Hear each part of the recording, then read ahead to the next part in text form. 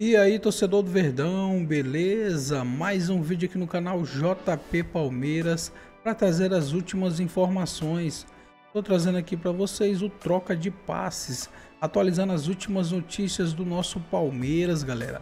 Palmeiras que vai enfrentar o Corinthians no domingo às 18h30.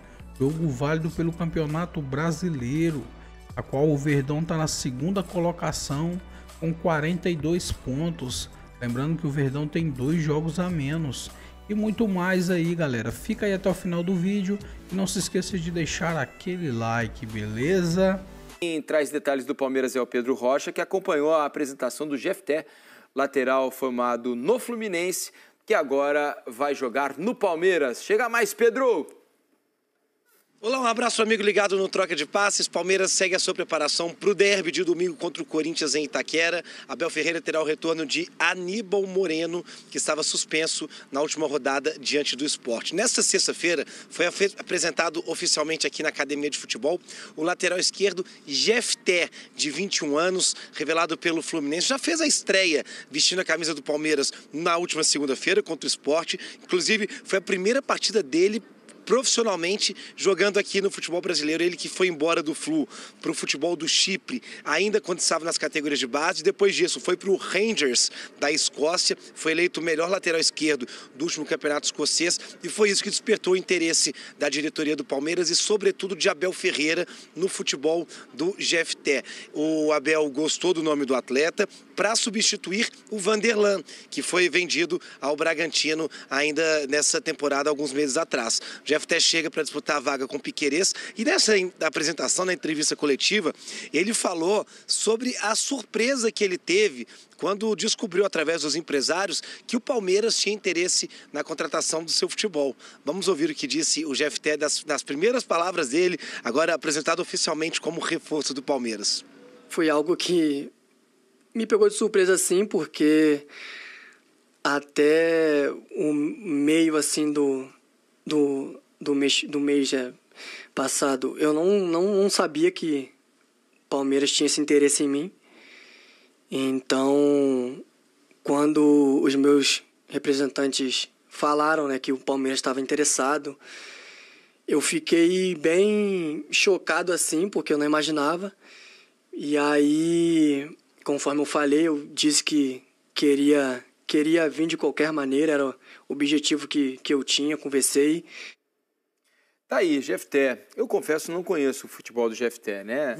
Certamente o pessoal do scout do Palmeiras foi buscá-lo e deve ter boas referências para trazê-lo, né? Jogador, repito, formado no Fluminense e que agora vai jogar no Palmeiras. Tinha bastante, ele vai cumprindo as etapas dele na base do Fluminense, cercado de bastante expectativa, assim, de um lateral de qualidade técnica, capacidade com bola, enfim. Só que acaba saindo muito cedo.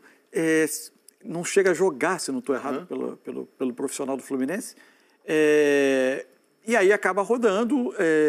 Acho que é ainda muito jovem, acho que é uma aposta que, se o Palmeiras conseguir dar a ele jogo, pode ter retorno técnico e eventualmente até retorno ainda econômico, porque ele tem 21 anos ainda. É isso.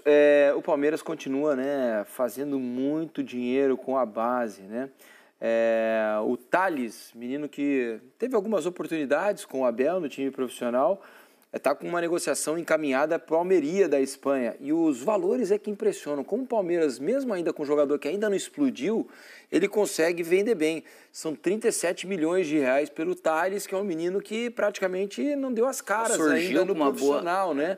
E ainda assim, veja como o Palmeiras, a gente não sabe se é um bom negócio hoje, porque esse menino pode se tornar lá na frente, né, algo que talvez o próprio Palmeiras não esperasse, porque quando está vendendo assim, talvez ele não veja uma projeção de crescimento tão grande dentro do clube, né? E prefere fazer o negócio para colocar um dinheiro imediato. Ele estava na final do Brasileiro contra o Bragantino, no início da semana, né? Exatamente. E faz negócio justamente para girar. Porque essa conta da categoria de formação é paga por ela mesma. Né? Então, de todos esses jogadores, você vê, eles investiram mais de 500 milhões. Em 3 vendas, eles fizeram 700, um pouco mais de 700 milhões, né, dos jogadores deles. E tem uma outra questão que eu acho que impacta nisso tudo, né? quando você está estruturado economicamente, não está desesperado para realizar a venda, para apagar incêndio, você vai sentar numa mesa melhor, você inclusive tem a oferecer ao jogador, eventualmente, que você queira que fique, o jovem, para ficar com ele um pouco mais tempo, condições melhores até para alguns que vão aguardar uma outra venda por um valor ainda mais alto. E além disso, quando você vende Endrick, quando você vende Estevão, quando você tem uma rotina de revelações bem... Te coloca um carimbo. É um carimbo de base que forma bem. Jogador que vai chegar na Europa com mais chance de ser aproveitado, de se adaptar, de ter aproveitamento, de ter projeção em mercados maiores. Enfim, acho que essa soma toda cria esse círculo virtuoso. É isso. Então vamos dar uma olhada falando sobre o clássico, né? Uma olhada na provável escalação do Abel Ferreira, né? Pensando nesse clássico na Neoquímica Arena contra o Corinthians. O time deve ter a seguinte formação, olha, o Everton no gol, Giai na direita, Gustavo Gomes e Murilo na zaga, o Piquerez na esquerda, Aníbal Moreno, Lucas Evangelista, Felipe Anderson, Maurício, Flaco Lopes, Vitor Roque, força máxima, né? Essa eu acho que hoje é a escalação que o Abel considera titularíssima, né? Se o Palmeiras fosse disputar a final da Copa do Mundo de Clubes, acho que esse seria o time hoje, né? Com o Andréas Pereira chegando, Não, eu acho que ele vai ter o lugar dele. Claro. A gente vai entender exatamente se ele vai disputar ali o lugar do Evangelista ou, eventualmente, com o Felipe Anderson, eu acho que é entre os uma dois, posição um pouco mais adiantada. É o que eu imagino. Mas eu acho hoje, nas principais ocasiões, tendo todo mundo à disposição, é o que o Abel tem escolhido usar. Mansu falou sobre Andréas Pereira porque está aí a notícia, né, que o palmeirense estava aguardando com alguma ansiedade. Andréas Pereira, nova contratação do Palmeiras, deixa o Fulham, né, depois de uma boa passagem por lá, esse ano vinha sendo menos utilizado, também porque havia acho que até por causa da possibilidade de negociação, o contrato dele está terminando. E vejam, o Palmeiras está pagando metade do que já havia concordado em pagar lá no início do ano, né? Quando o Palmeiras tentou a contratação do Andréas Pereira no meio da temporada europeia, e depois do término, com a aproximação do fim do contrato, o Fulham aceitou liberá-lo por praticamente metade do valor que o Palmeiras tinha ofertado lá atrás. Era a última janela para o Fulham fazer algum dinheiro, senão provavelmente ele sairia de graça.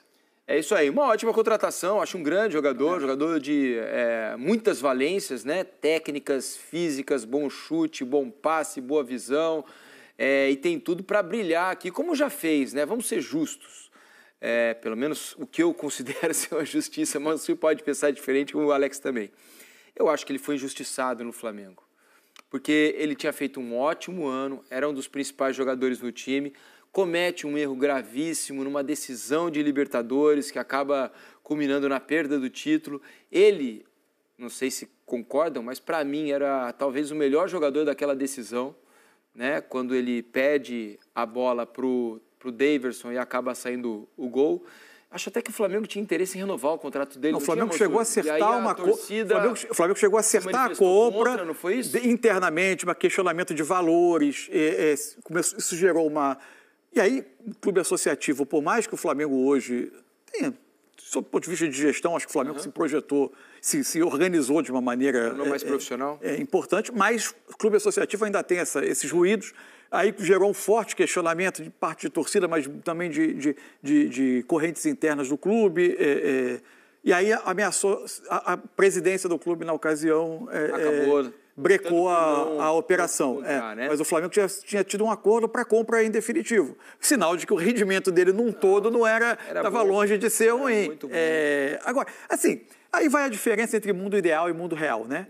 O futebol tem a sua cota de racionalidade. A gente também, acho que dá para entender o torcedor ficar machucado em alguns momentos. Claro. Agora, desde que não vá para agressão e para coisas piores. E agora acho que aí cabe ao dirigente entender em que momento dá para comprar essa briga em nome da racionalidade de uma projeção de futuro e em momento que não dá. Eu acho que ele teria sido útil demais ao Flamengo se o Flamengo tivesse comprado, porque acho um jogador que sobe nível e vai subir nível no Palmeiras. Vai ser para mim uma grande surpresa se não acontecer. É por aí. O que você acha desse meio-campo aí com o Andréas Pereira a partir de agora, o Alex? Eu acho que ele traz um nível a mais, né? E aí a gente já pensando também que o Veiga vai procurar um outro caminho, que é natural, né? Nesse ciclo todo vitorioso, sai-se mais um Atleta dessa característica, que vem um cara... Agora sim, né, Alex? Ele não é um 10 como o Veiga, né? Ele não é, pode mas jogar pode em ser. outras posições, pode ser. Aí que tá o detalhe. Mas ele pode ser 8, né, também. Porque jogando lá fora, nem todo mundo pensa ou pensou nele como um segundo atacante, igual o Paquetá acaba sendo, o Matheus Cunha acabou se transformando, começando a carreira como 9, por aí vai. Mas é um jogador que te oferece isso. O Felipe Anderson está melhorando, acredito, que já fez melhores jogos agora no Palmeiras. Mas é um jogador que acrescenta, né? É um nível realmente mais alto, se a gente falar em seleção brasileira e tudo. Acho não que é uma foi convocado dessa vez, mas estava na primeira lista do Ancelotti. Bela contratação. O Fula queria que ele seguisse, ó, né? Tanto que não vendeu lá porque pensava em renovar, né? A hora que viu que não renovar, aí eu vou acabar fazendo negócio, né? Então, acho que a escolha do Palmeiras é muito bem feita e aquilo que aconteceu com o Flamengo, infelizmente, pode acontecer com alguém, né? Foi com um cara igual ele. O futebol brasileiro, o torcedor brasileiro, né? Ele realmente, essa cota racional que o Mansur colocou super bem, ela é pequena. Porém, é um tipo de jogador que ele tem admiração pelo torcedor, é lógico, do Flamengo. Gratidão tem por tudo, agora é uma marca que acabou ficando pesada, né?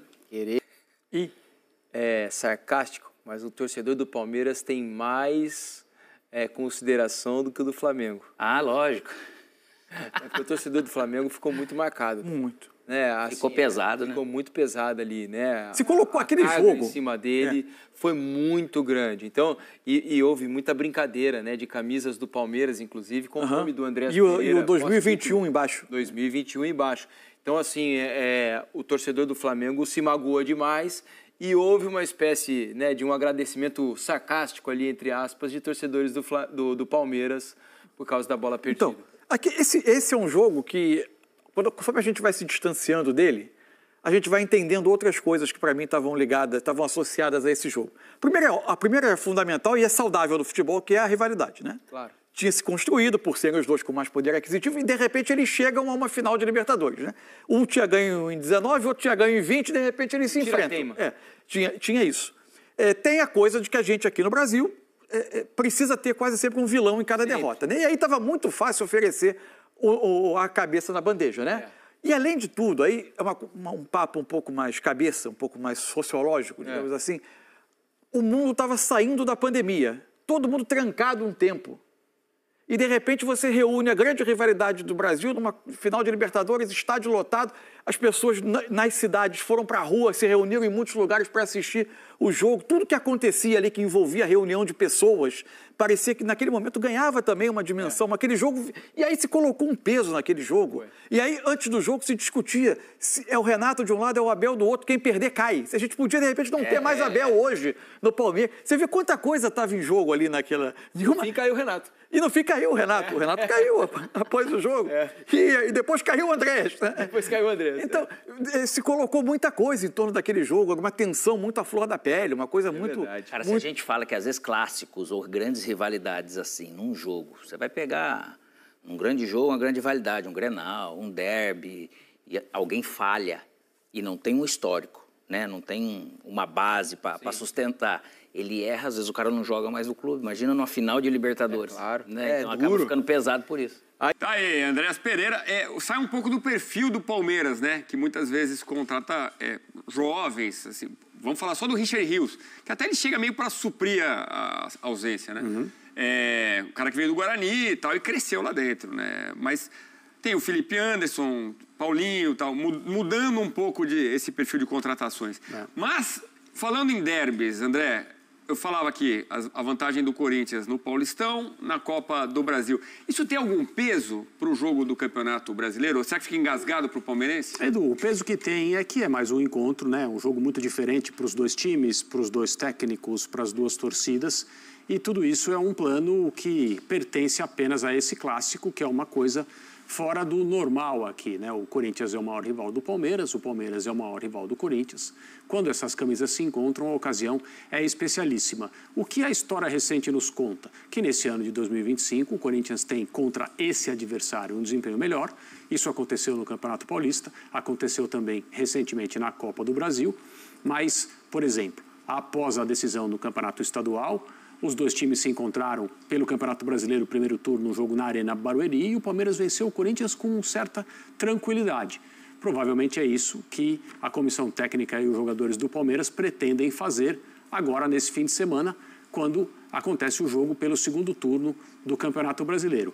O Corinthians não pode deixar de lado a situação na qual se encontra na tabela.